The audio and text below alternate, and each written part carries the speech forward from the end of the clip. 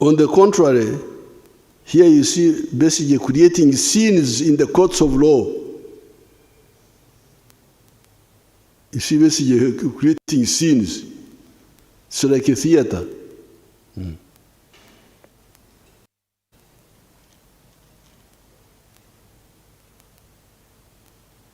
I could even see my sister Matembe limping into the court. When she was coming into the court, she came limping. I was worried. But forgot to limp. When she was leaving the court, she walked.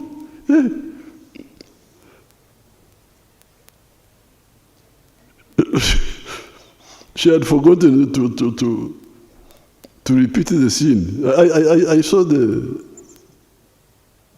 video.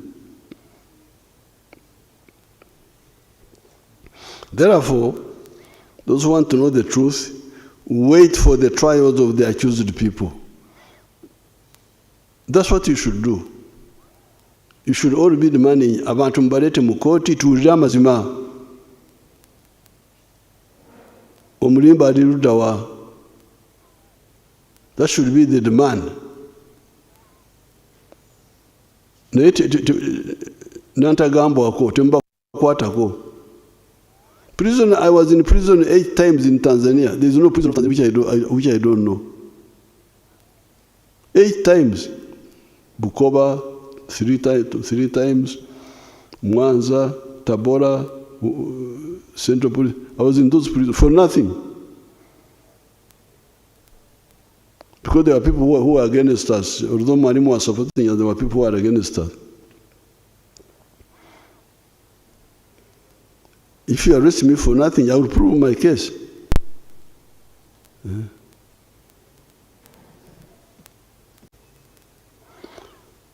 I cannot allow impunity in our system, even on the side of the security forces.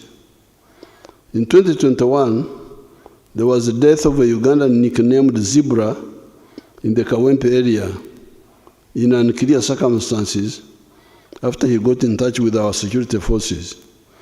I had to organize Okukaraba blood settlement with his family in Entebbe State House here.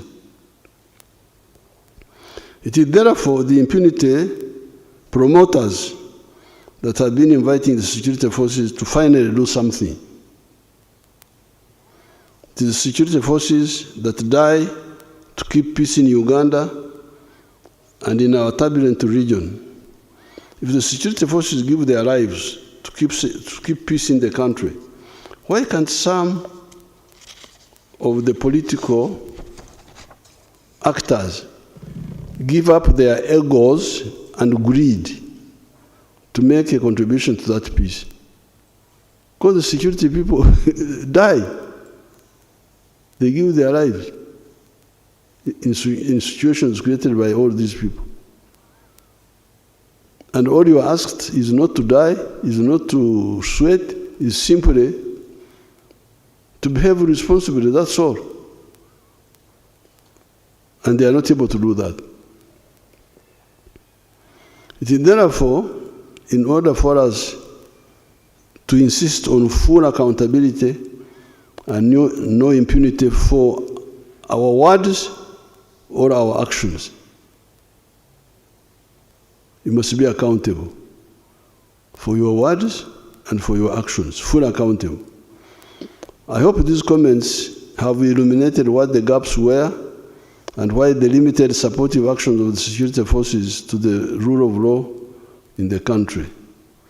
Once we have known the why and the what, then there is the issue of the how. The how.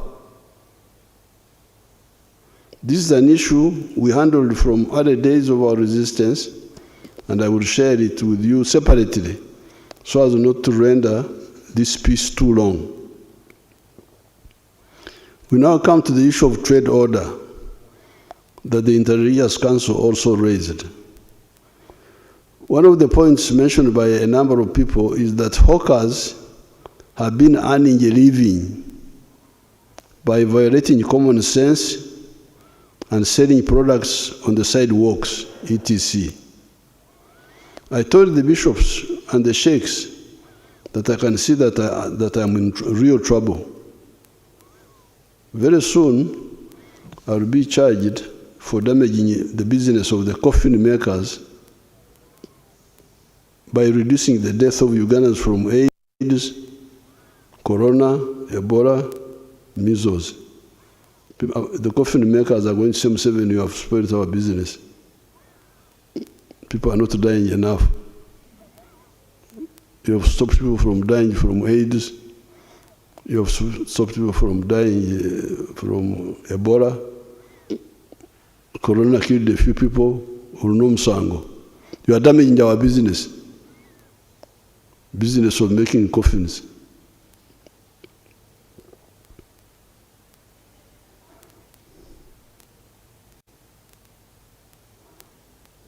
Yes, the coffin makers will lose business because it was a bad business that was at the expense of society. Instead, they should make chairs and beds for Ugandans that did not die. Hawking is an economy and health killer. Obutembeeyi obwo butta ebyenfuna ne butta bwonoona ebyobulamu. This hawking is a killer of economy, a killer of health.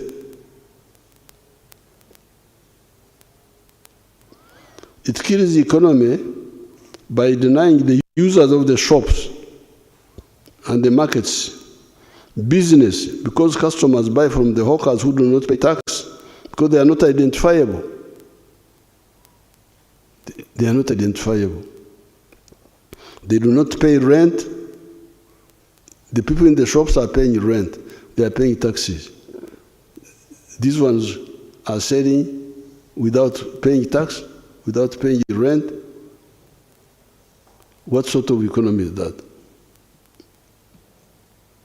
They do not. How will the economy survive if people do not pay taxes on rent or pay taxes on sales? Because when I sell, I pay tax. I also pay tax on rent. Now, if those are not there, how will the economy survive?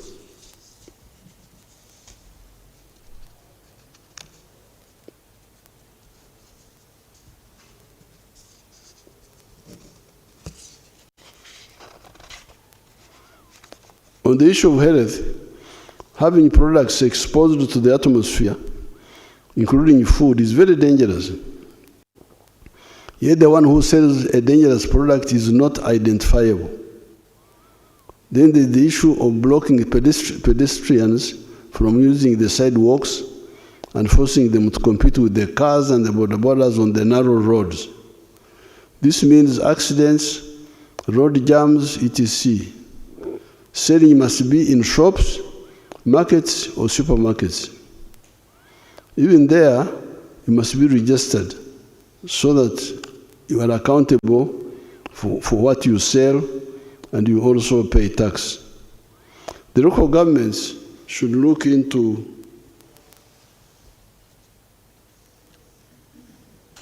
the possibility of giving land for workplaces for the hawkers that have been sent away from the sidewalks. However, even there, everybody must be licensed, identifiable, accountable, and must be paying taxes. Coming to the issue of the wetlands, this shows you how unpatriotic some Ugandans can be. Who does not know what a wetland is? Ekisaru, Orutobazi, Omuga, Enyanja are known even by a child. You don't have to be an name expert. You just need to be a Ugandan. You know what is all these things. Ekisaru, Omuga, Orutobazi. You know, our people know. Nobody can say that I came to the wetland without knowing that it was a wetland, because the features are unmistakable. water, ebigugu, Cyperium latifolia, ebitogo, etc. Ever since 1986, we have been telling you about the forests, the wetlands. Yet, except for the Busoga, Buked, and Kigezi areas, most of the swamps in other parts of Uganda were not encroached on. Mabera forests had been encroached on by the population because Idi Amin had told them that forests had no value. When we came into government, we chased all the encroachers, and Mabera forests came back.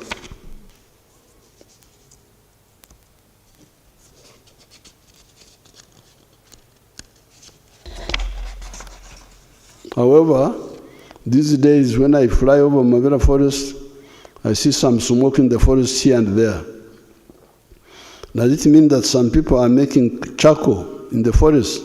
Where is the National Forest Authority? Where are the chiefs of the surrounding administrative units?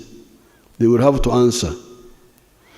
With Busoga, Buked, and Kigezi, I have been trying to build up a fund to compensate the people in the swamps by shifting them to fish farming and to other enterprises, because it was the colonial government that misled our people into those swamps, saying that it had been done in Holland and I don't know where else.